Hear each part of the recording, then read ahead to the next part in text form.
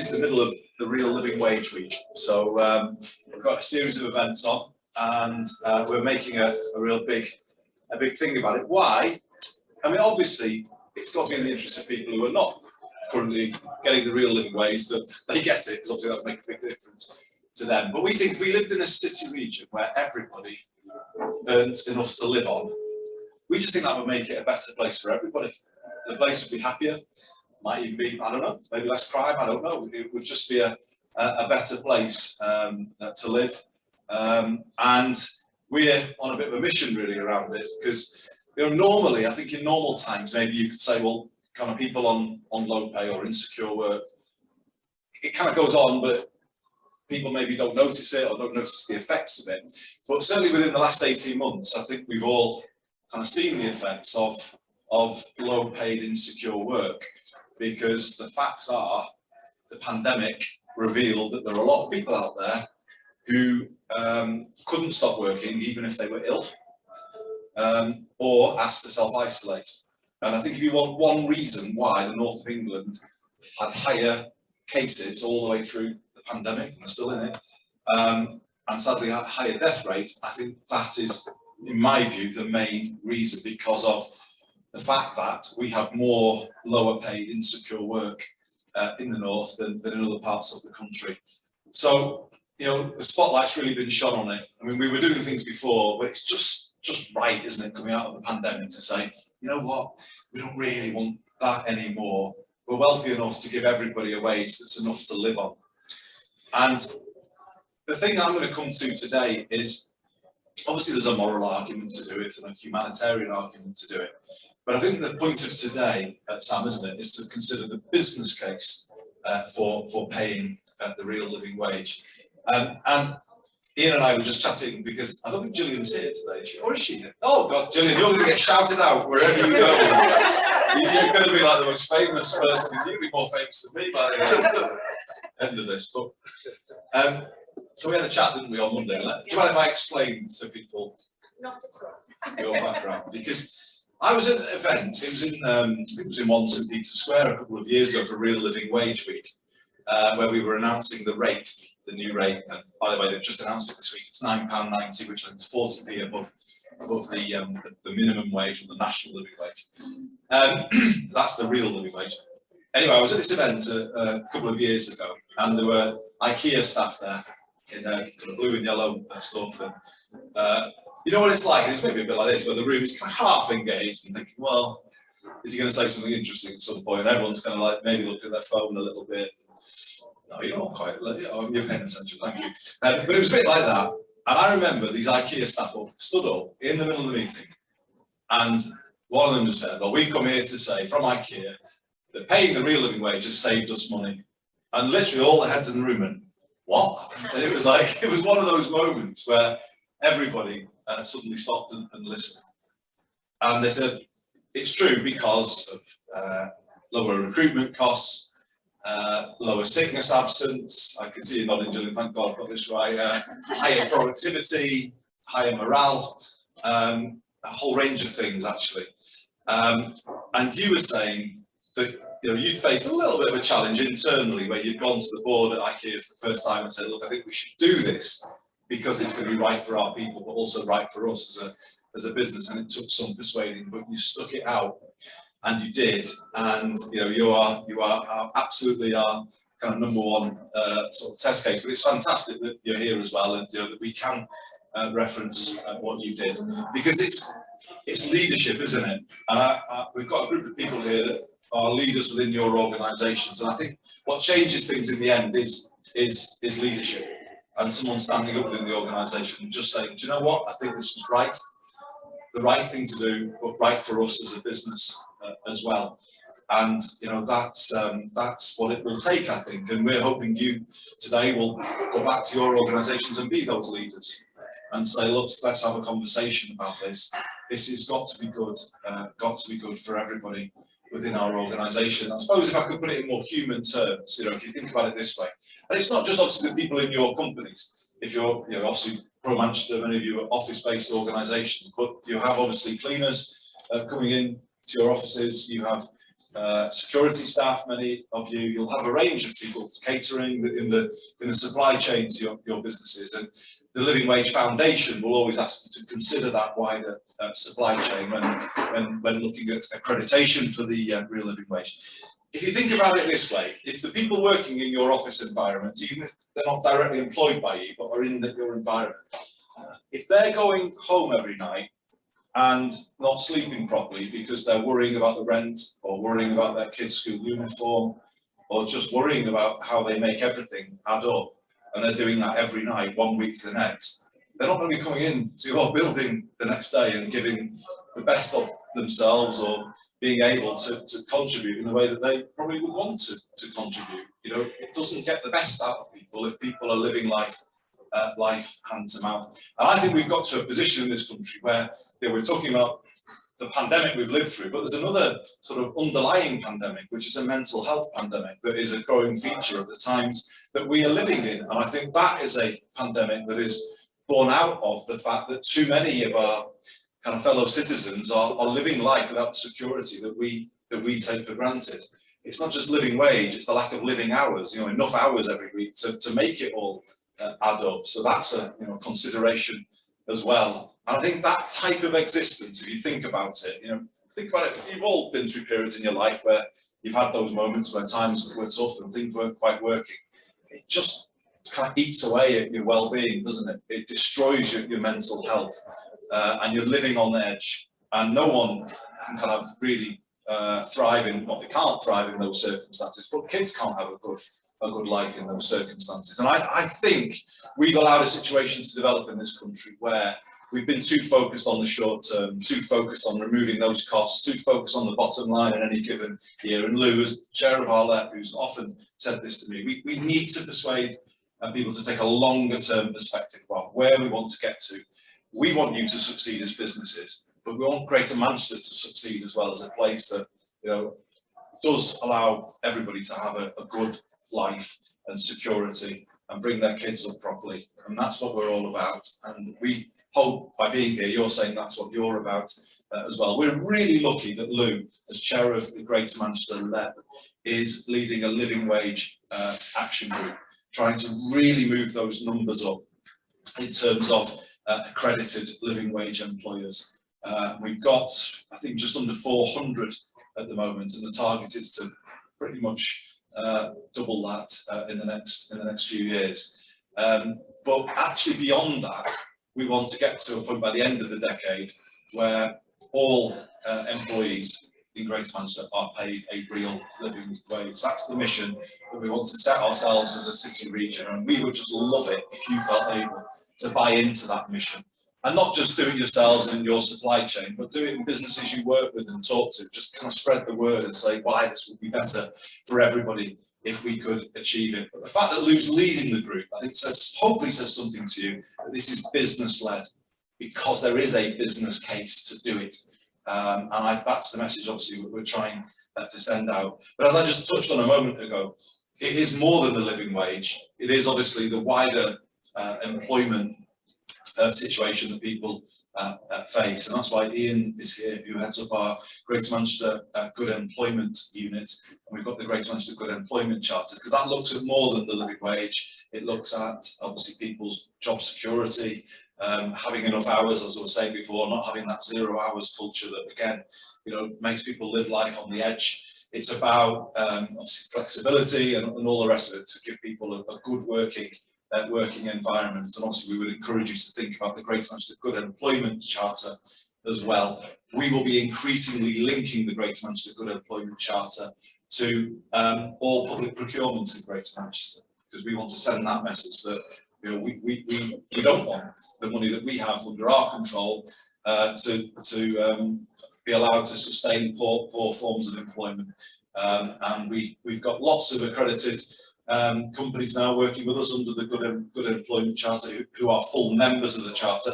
What are the figures in? We've got a few thousand supporters, haven't we? We've got engaged currently with about 800, and about 400 of those 450 are supporters, and we've got actually 43 members. We've got a new member actually today. Come to that, yeah, absolutely. We'll come to that, yeah. But I'll talk more later. So it's a growing thing all the while, isn't it? And it's, you know, lots of companies are coming on board and actually can see how it benefits you to say we are a Greater Manchester good employer, or we are accredited under the Living Wage Foundation. It's good for you to be able to say that. This is a city where we want, you know, Lou often talks about a place with a purpose. It's not just a place where people come to make money, but a place that does things the right way. And we've discussed this a lot, that those will be the most successful cities in the future, because the best young talent will want to come to places with a purpose, places that do things the right way, that have good plans to support people who are homeless, as we do. Good plans to make sure that everybody here is part of what we're doing. So, you know, we think it's good, as I say, for everybody, and that's why we're pushing this so hard. But we do have a new member today, and it's a really good way maybe for me to now hand over the baton, or also hand over the plaque, because there was a plaque somewhere. I don't know what happened to it. Okay, here we go. Yeah, so really pleased to be able to say today, Sam, that Pro Manchester have become a full member of the Greater Manchester Good Employment Charter. So as I hand over the microphone to you, I'm also going to hand over this plaque. And if you would, everybody, give them a massive round of applause.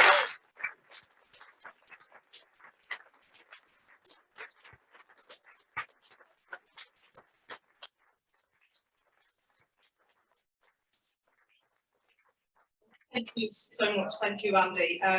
You know, this is something that's really, really important to me, and has been for a long time. We've been a supporter of the Charter from day one, really, and working with Ian and the team to make sure that we're real advocates for good employment in Greater Manchester, and also championing and helping businesses to get on board to meet those ambitions and those goals of, you know, making Manchester the first real living wage city region.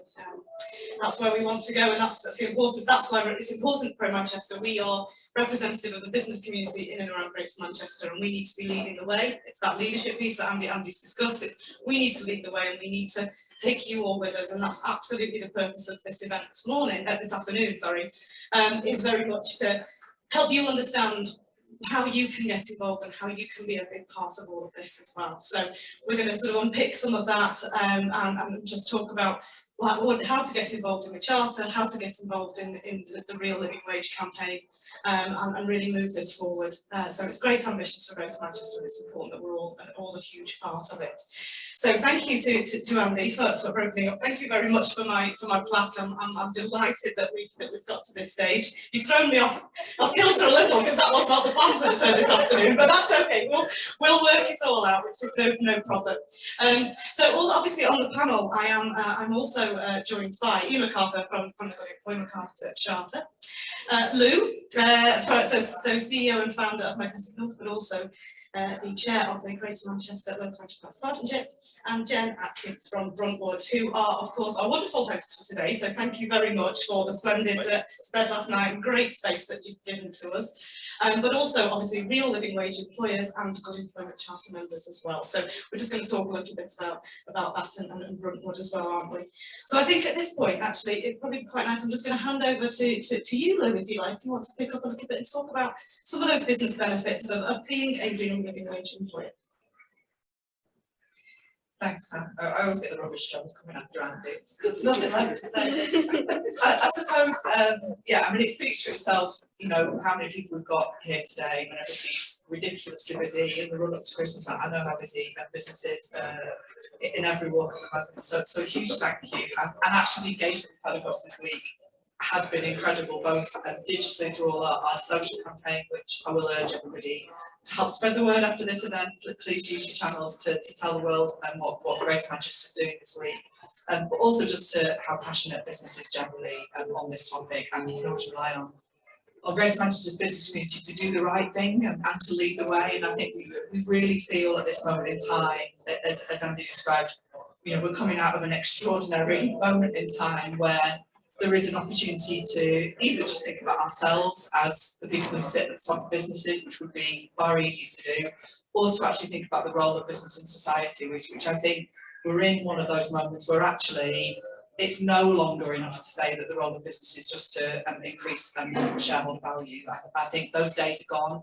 There will be many who continue to pursue that, but I actually think the core of the Greater Manchester community and how people came together and looked after one another through the extraordinarily difficult challenges of trying to run a business and keep people in a job, whether you're in growth or you're in decline, either of which have been challenging in their own different ways over the last couple of years. So I think we are uniquely positioned to lead the way from a national perspective and actually an international perspective, and you know, we all have conversations out in the wider world when we talk about the spirit of what we stand for as a place, and we realise just how unique that is. And often that foundation is about public and private and voluntary coming together to collaborate and define what the future of the city region is. So we wrote an economic strategy in the middle of a pandemic, as you do, that had a very clear vision really for the kind of place that we want to build as we come out and we drive economic recovery. And right at the heart of that were two things: was looking after people and an inclusive model of growth, and being a live pilot and exemplar to show the world what that looks like. We talked about it, very few places can do it, and also one that looks after the planet. So those two things are really central to how we rebuild our economy. We're going to keep just talking about them and saying them and now executing them, and through some of our policies and some of the changes that we're going to see happening to our city region, which will be difficult and challenging, but we're going to make them happen.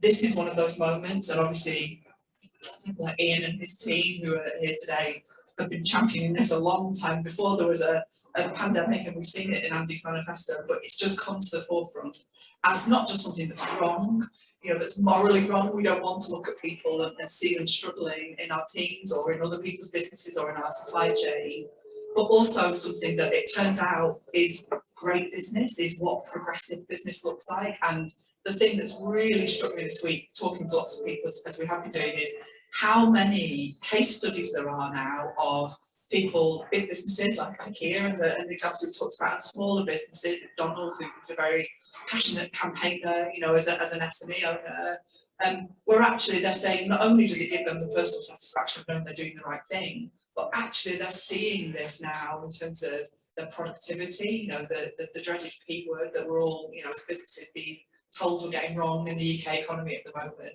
Guess what? There is an intrinsic connection between the happiness of the people who work with us in our businesses and the level of productivity of our businesses. I mean, it shouldn't take genius to work it out, but now we've got the evidence base to show that. And I think the big thing for me about what the last 18 months has shown us is, again, guess what? It shouldn't be a surprise, but there is an intrinsic connection between the health and well-being of our population and our people and the health and well-being of the economy. When one is broken, the other doesn't work.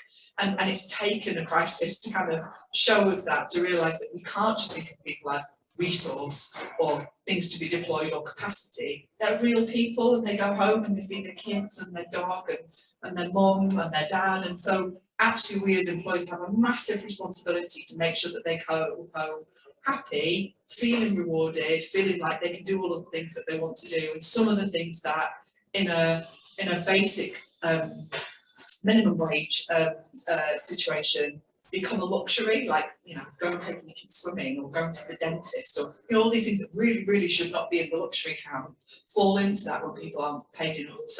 So these are some brilliant, easy, in inverted commas, first steps that we can take as employers to make a difference in the microcosms that we look after and that we manage. And we know now there's this extensive business case that shows that there is a really positive impact on productivity, on how businesses run, but also on that employer brand. You know, so again, many of us are now in a universe, whether we're running bars and cafes, or in my case, you know, digital service businesses, we're all in a race for talent, you know, because there's not enough of it. We're all trying to grow or drive recovery in our businesses, and people are rightly so being more choosy about who they go and work for. So actually being able to say to people, this is what I stand for, this is our belief set, this is how it manifests itself in how we pay people and how we look after our teams, is also a competitive advantage versus those people that aren't. So I think we're really passionate and ambitious about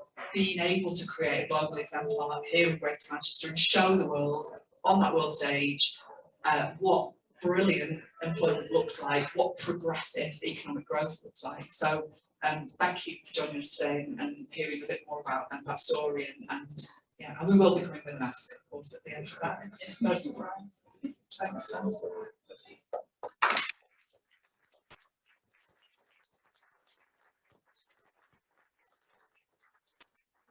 I'm conscious that we have only got Andy for a short period of time, I believe. Oh, right, okay, and maybe for an extra 10 minutes. But we do want, we really want some feedback and some questions from our audience. We want to make this interactive. So if you do have any questions as we're going along, please do put your hands up, make yourself aware to me, and we'll run over with the microphone and give you a chance to ask a question. But just let us know if you have anything that you want to ask. I think that leads us nicely, actually, into a concept to Ian to talk about the Good Employment Charter itself, and perhaps delve a little deeper into what that looks like. Thank you very much. Thank you very much. No, that's not on, is it? Let's do without it. Thanks, Sam. And thanks for the opportunity today, Sam, for putting this event on. It's fantastic. Before we start, it is Real Living Wage Week. So how many of you pay the real living wage?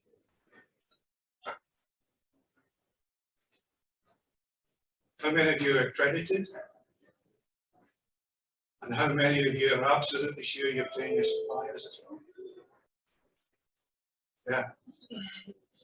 There's a long way to go. I think it's 20%, thereabouts, employees in Greater Manchester are paid below the real living wage. And that's something Andy's clearly set out the ambition. We want to take that away. Lou, you said it was hard following Andy. It's hard following Andy and then Lou, to be honest. So I've given myself the benefit of some slides just to take you through what the Charter is and what we try to do when we work with employers. And this is what the Charter is. It's a voluntary membership and assessment scheme that raises employment standards across GM. The important thing is it's open to everybody, all sectors and all sizes. We have members as small as 8 employees, maybe even less than that. And we've got large companies like Electricity Northwest. So the whole spectrum of employment in Greater Manchester. So it's not a tick box exercise we go through. We are subjective. We take our time to work with employers, to understand employers, to understand the restraints that they may have because of the size of the sector that they're working in. But we get to the nub of the matter of what it's like to be an employee in that company or in that organisation. And on that basis, we can assess and accredit full members like Sam today. So why is good employment? Okay. Why is good employment important? And why is it important to Manchester? Well, we've covered wages not meeting the cost of living. Accessibility and flexibility not offered in roles leads to a lack of diversity. We've seen over the pandemic how women have suffered more than any subset of employment across the whole country. And that's something that we need to address in terms of flexibility to increase diversity in the workforce. And unstable low-paid work is on the rise. So the point about insecurity in work, really, really important. As important, I would say, as the money you receive. The fact that you can guarantee what you're going to be and what your income is, so you can plan your household budget. Pick up the things that we talked about. So we work through a lens of 7 characteristics to assess what good employment looks like.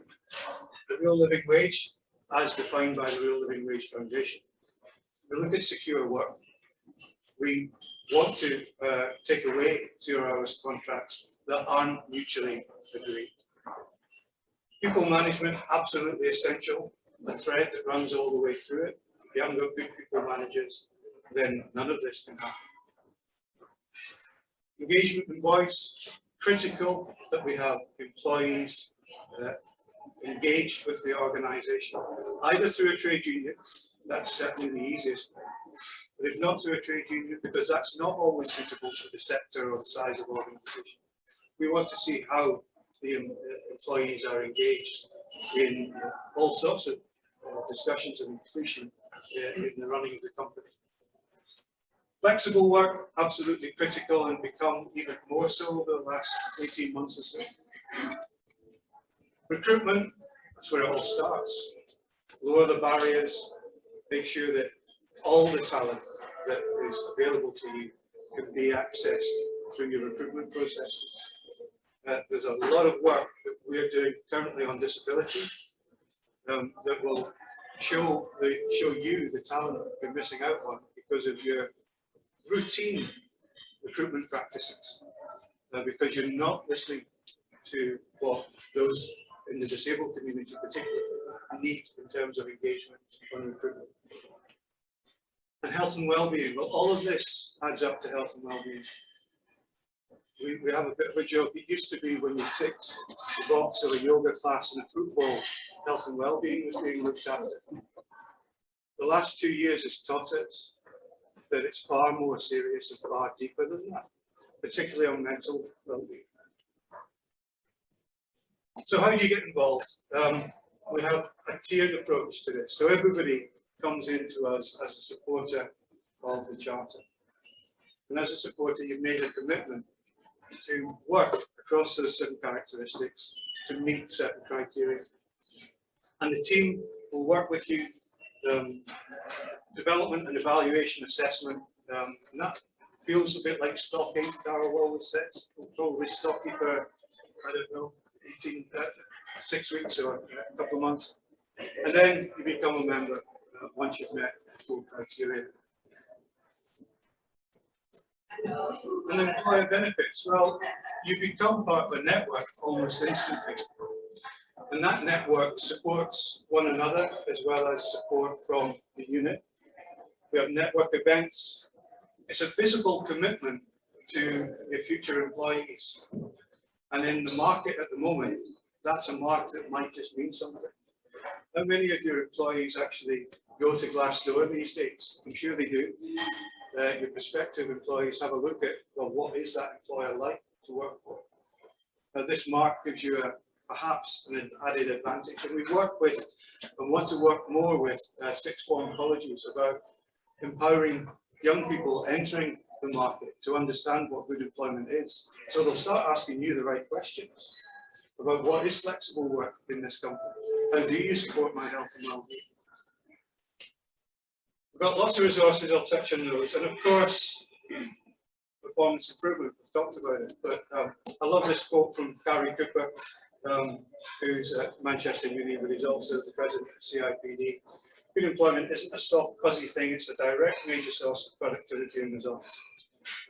If any of you have met Gary, you will know he delivers that with a much better West American drawl than I. So there's the numbers, Andy. We're about 600 employers, 400 supporters. A big number, 250,000 employees covered by what we're doing at the moment. And that's a significant number because that's the impact that we're having. If we're not hitting the employees, then what's the point? We've now got 43 full members. Talked a little bit about the events and webinars. That's just a flavour of what we have delivered over the last 18 months or so.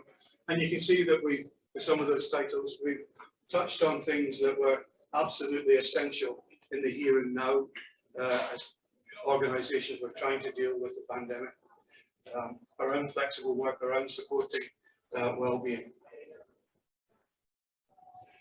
We've also got a podcast, and you call out Georgia, was our apprentice, now a comms exec, who has worked tirelessly on the podcast, and it's been a real success. We've got some contributors in the audience, Donald, Carl, all contributing to various elements in the podcast over the years. I think that's your quote, actually, Donald. If you have happy colleagues, then everything else falls in place.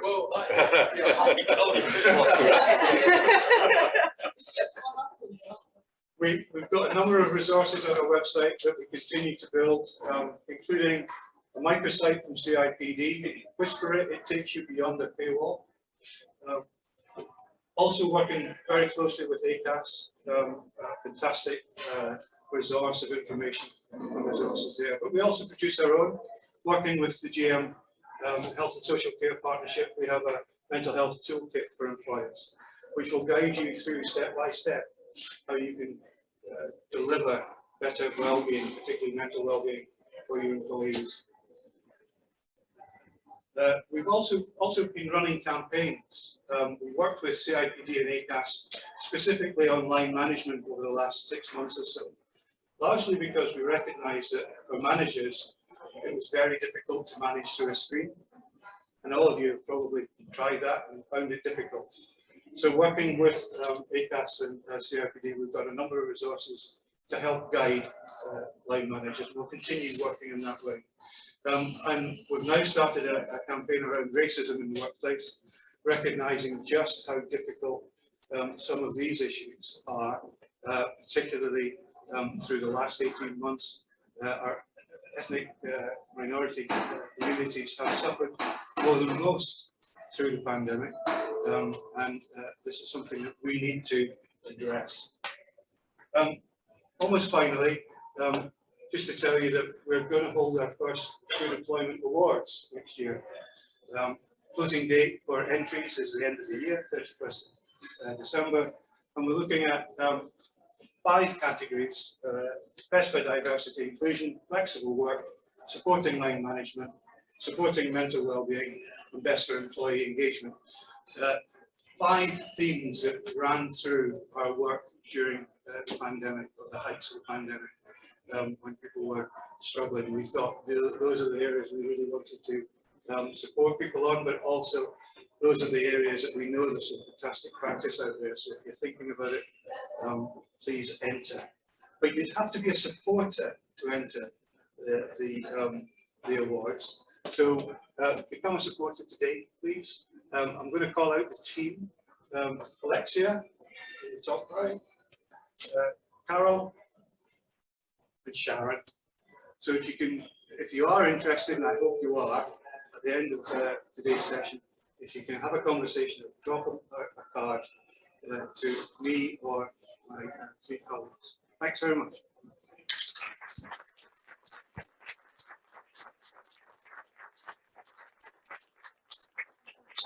Thanks, Ian. And it really is easy to just to get involved, and you know, it's as simple signing up to the 7 key characteristics to start off with, and moving on from that point onwards. And I highly recommend all of you do it, but not just actually you and your businesses. If you can also talk to your friends, your colleagues, your fellow businesses, and encourage them to get involved in it as well.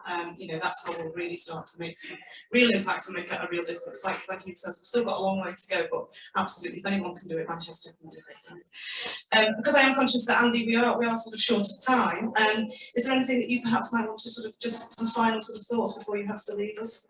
Thanks. I thought there was a question anybody had. Oh my goodness, there was. Okay. Yeah, no, the question I was brewing to want to ask you, it's kind of relevant, possibly to all of you. So I'm based in the Northwest. I'm innovating in products in workplace mental health. I'm on the cusp of receiving a significant amount of grant funding. There are 3 criteria for me to receive that funding. I am linked to an employer based in SE1, so I know that's not up here, unfortunately, but I am. SE1 based, low income workers who have potential long-term health problems, and their living wage employers. 2 major companies have failed the living wage criteria. I'm just talking to the 3rd, and the guy I'm speaking to, they're in FM, facilities management, and he said to me on Monday, we might not be able to do that one. And he said, and the reason being is most of our contracts are UK government contracts, and it doesn't make us competitive. If the UK government are not doing it, or they're preventing companies from being competitive if they pay the living wage, then this is really systemic. Yeah. What do we do? So I'll grab a couple of thoughts and then I'll just respond. Ghost. Yeah, Yeah, please do. Yeah. second that, the NHS, we are going to be active. I don't know if there's anything we can do with the social care partnership, change that, yeah, I bet that's a and that's something. Yeah. Definitely. We can't, yeah.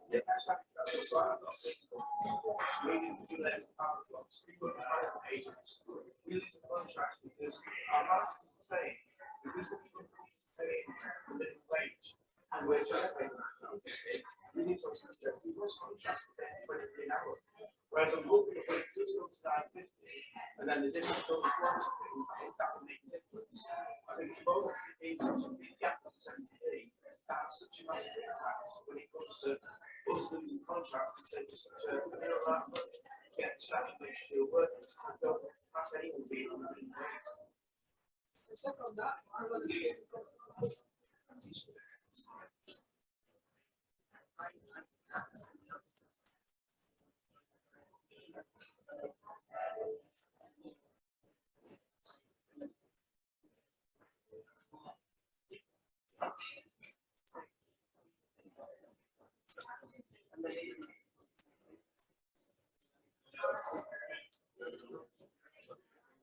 Questions or a similar theme, but thank you. I'm glad you all came in because it's the same point really reinforced from everybody. And I would just want to say in closing, I'm not here to lecture anybody because it's part of this is in our hands, to be honest. But I say our hands because obviously our hands are to a degree tied by government funding. So if you take social care or even the NHS, we are limited in what we can do given what our councils have. However, I think 3, John, or 5 of our councils are paying a real living wage now in social care because they've changed their commissioning arrangement. So the answer to this is what we are wanting to do is use Greater Manchester procurement and the flexibility we have through devolution to start baking it into the way we commission things. And we're not there yet. That's the way we're going. In the public sector, there is something called social value commissioning, where you can either, an element of the contract you can weight the contract for the level of social value delivered through it. And that is our route by which we can then link into an employment charter to commissioning. And that will start to change things. But, I think, from the example you gave on cleaning companies, Carl, my colleague on the front, it's about also asking people to think differently about when property companies or anybody is employing cleaning, to say that actually, in the end, the best service is not the lowest cost service, is it? You will get a better service if the people who are doing it feel more secure in their world and their lives and they're being fairly paid. And it's something of a British culture, I'm afraid. I think, Lou, you often talked about this. This is what we're trying to change, isn't it? That we've kind of got ourselves into a mindset as a country that that's the way to go. You just hammer the cost out of everything. And in the end, you've got to ask them, what do I get from that? What is the the quality of what I'm getting for what I'm paying? And I kind of feel we've lost sight of that at times. And I think elsewhere people do take a sort of longer term view of these things. So in some ways, the best people that we could persuade to be some of Ian's members are those who have big budgets to commission cleaning companies, security companies. Often the sectors of the economy where low wage, insecure employment tends to be concentrated. It is about changing mentality, isn't it? Changing practice, business practice across the board. But I absolutely hear from all of you that you've got limited room for manoeuvre given the way the world works at the moment. But I think Sam said it. Our aim is to be we've got to recognise this week by the Living Wage Foundation as the UK's leading real living wage city region, which is good. We have the aim of everyone paying a living wage by the end of the decade. I guess as we build Greater Manchester from here, that's the kind of message that we want to send out. Building back from the pandemic is definitely not just getting any old people to come and invest here, but people who are going to come here and invest in the values of the place as well, and invest in the people. And I said that I was invited to the government's Global Investment Summit recently, and then we had all these people say, "Oh, we're cutting this red tape, and we make these sites available so quick." And I stood up and said, "Well, do you know what? I'm going to say something different to all of the other mayors who were largely people, friends, but on the other side." I said, "Come here if you want, industrial progress and social progress together. If you want, climate justice and social justice together. You know, we're going to try and build out of this by kind of doing right by people. And I was amazed at how many businesses came up to me at the end and said, thanks for saying that, because we actually believe in that as well. And I just think that's where the mood is really now, isn't it? It's not enough just to be successful individually, because if you're living in an area where there's lots of homelessness around you, and you know, people are off work because they've got mental health issues they're having to deal with, is that a success for anybody? I don't think so. We've allowed too much of that in recent times. So we're just trying to make a city. You know, Manchester for me, you know, always be true to the place that you're in and I really take this seriously as mayor. If you look back through the history of Manchester, it has been about entrepreneurship, absolutely, highly entrepreneurial, highly innovative, but never in a sense of, and I'm all right because I'm succeeding and stop the rest. Never like that. Always, you know, with a regard for the, you know, the person who's not succeeding, or never walking on by. And that's been the place really throughout history. It's always functioned in that way. So if anywhere can do this, it's us that can do it. But we've obviously got a long way to go. Lou said the change that's coming, and there is a lot of change coming. Some of it difficult. Some of you might be aware of the clean air zone that's coming in, and that's going to be a challenge for business, but it will bring benefits for everybody in terms of cleaning up the place. We're going to change the transport system massively. We are going to be linking bus franchising, which is putting buses under public control, to Ian's good employment unit. So, you know, the change is definitely coming to Greater Manchester. But what we're saying, we said this at the COP26 last week, can we get to net zero and get to a place where Greater Manchester is better place to live in terms of better public transport, better housing for people, better work for people, and that's the kind of mission that we're going to be on as a city region over the next 17 years. And I just say to you all, get on board with it, because it's going to be great. I think if we can really sort of show that we're starting to drive change in the way we have driven a lot of change. Look at the city today; it's unrecognisable from what it was in the early 90s when I first graduated and came looking for a job here. Totally unrecognisable. But Lou put a finger on it. It's not been as inclusive, that growth, as it should have been, in that everybody's not been able to be a part of it. If you imagine a city region where everyone feels a part of it, where everyone feels that they're fairly treated, fairly rewarded, where workforces are fully diverse, reflecting all of the talents of our communities, I just think that's going to be such a great place to live for everybody. And that's what we're trying to do. We just want you to feel that you're involved in building that Greater Manchester. So thank you, everybody. Thanks for your questions. Thanks for being here. Sam, I might pass it back to you. Yes, please. Okay, there we go.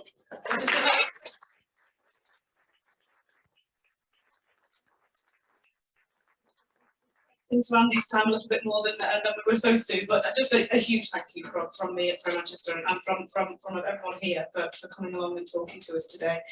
Your passion and your dedication for Manchester is never unwavering, and I think the majority, we are all behind you, and we just need to understand how we can absolutely kind of continue to support you. So events like this, it's exactly that. It's getting under the skin of what can you individually do. So thank you, Andy, for coming along.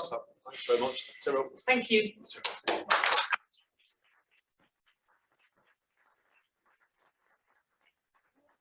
We are really close to time actually already, and we've not heard from Jen, our wonderful host, as well for today. But Jen's story is great because she can tell you firsthand the case study on actually being a real living wage employer and also a member of the Good Employment Charter. So perhaps you want to talk us through a little bit like that. Hi everyone. I'm really glad I don't have much time because time can fall all week. I said to Ian, what do you want from me? He said, just tell everybody how great we are. I can definitely do that. So hi, I'm Jen. Frontwood are involved with both the Good Employment Charter and the Real Living Wage, and I just wanted to talk about why that is, why we got involved, what it means to us. But I guess firstly, just having heard everybody else, I wanted to say, you know, yes, we are a property company, and yes, maybe we do, you know, we are in a privileged position in terms of budgets and how we're able to invest, but actually we've shared very similar challenges to everyone else. We have, we have a huge cleaning workforce, we have hospitality staff, bar staff. We are in those sectors that are really challenging to do this stuff in, and we've seen firsthand how that can have commercial implications, and also it's from a competitive point of view can be difficult. So I'm not here to preach, we're not in a perfect position either, but what I can tell you is why does it matter to us? So Bruntwood's purpose is creating thriving cities, which the real living wage and the Good Employment Charter both speak to the absolute heart of these. It's great for colleagues and individuals, it's great for your business, and it's actually great for our communities as well. We have a really strong belief, as I'm sure most, I'm preaching to the converted, everybody in the room has a strong belief that, people are what makes your business successful, and therefore you should reward your people fairly. We have a sort of promise to people that we allow them to shape their world, that we enable them to take their career in new directions, that we enable them to learn and grow. We really want people to have fulfilled careers. That's not something that we just say. We genuinely want people to come and have a mark left by being at Bruntwood and change their lives. Paying them fairly, and I don't mean rewarding them amazingly, I mean a real living wage is the absolute basic. It's it's the foundation of a hierarchy of needs, as is good employment. It's the very least that we can do. So we were really proud to become one of the first members of the Good Employment Charter, and not only, I guess, for recognition of what we've been trying to achieve from a people practices point of view, but kind of a promise to our employees of what we're going to do and how we're going to continue to focus on it. It's not a right, get that, stick it in the drawer, thanks very much, forget about it. It's literally an ongoing commitment to your people that you're going to invest in them, that you care about them, that you're going to try and make their lives fulfilled and rewarding and meaningful. And I think coming out of the pandemic, it's more important than ever. I think people have talked about mental wellbeing a few times in this hour, and we've definitely seen that firsthand. We have absolutely got to recognise that for people to bring their best selves to work, to perform high, then we have to make sure that we have an obligation to look after their mental wellbeing and to support them. So being part of the charter for us was a bit of a kind of promise, but also accountability. And I think that speaks to what you were saying, Lou, about the business benefits, because there is an awful lot more transparency in the market now.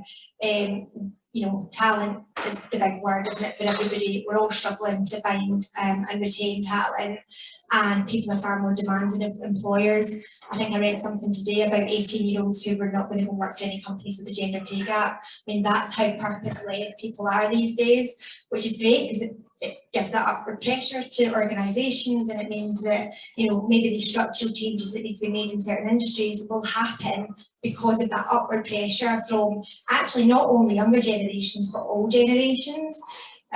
So accountability and transparency for us, it really did develop our employer brand. It really is something that I think does set us apart from competition, but we have to continually live and breathe it.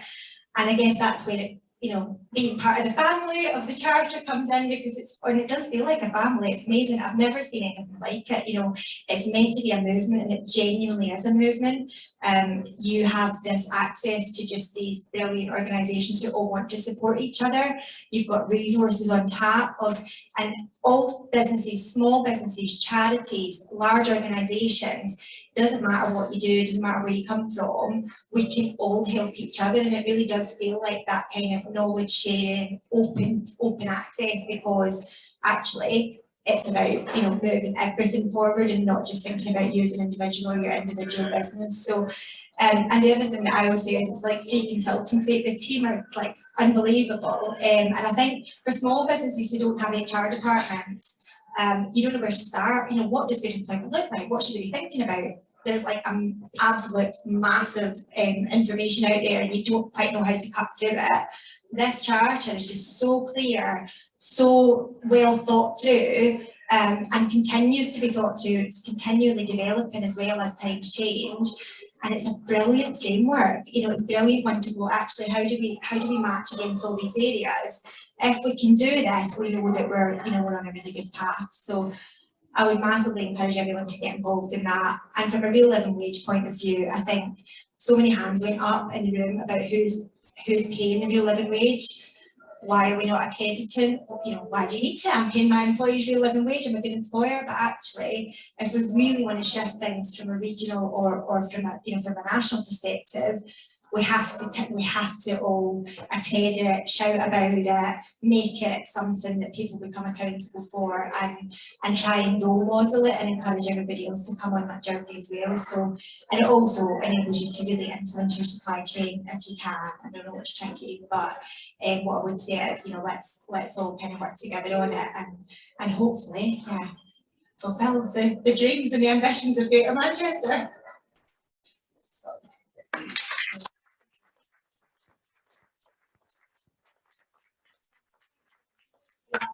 Just two minutes. Does anyone have any question for any of the panel? Okay, well, I think in that sense then I'm going to hand over to Lou. If you've got any just final comments, asks from anybody in the audience, then perhaps you want to just tell them that. Thanks, Sam. I think I'm probably going to pick up that procurement point later if I can, because I think what you've highlighted is there's a massive job for us to do. Actually, it's hard for you to lobby the people on their supply chains, easier for us to be the lobbyists of people with the supply chains, and in reality, that's the only way it changes for many in that supply chain. So I think that's a big job that does sit with us, and we can support on that. I think also Ian will always be the first person to say it's a journey. So actually what we do is often say, even just sticking your hand up and say, I want to go on that journey, but it might take me 3 or 4 years because you've got to lobby the people who I supply in order for me to be able to do it. At least if we've got people in that family, and then that's the starting point. So yeah, so I'll just finish by saying thank you to everybody for giving up an hour in between all of the day job and everything else that you're all busy doing. Please do get involved. There's a myriad of people here today. If you go home and have a sleepless night and rest with your conscience, you can always email us tomorrow and tweet us, or there's endless ways to get in touch with us. But I think also just being here today, we hope we've got to also spread the word, that if you're already behaving in some of the ways that we're describing, that's amazing. You're in the minority, sadly not the majority, so God will be really proud of that and actually encourage others to do that. So thanks for being here, and hopefully we'll see you at many more meetups to come as members and supporters over the coming years. Thanks.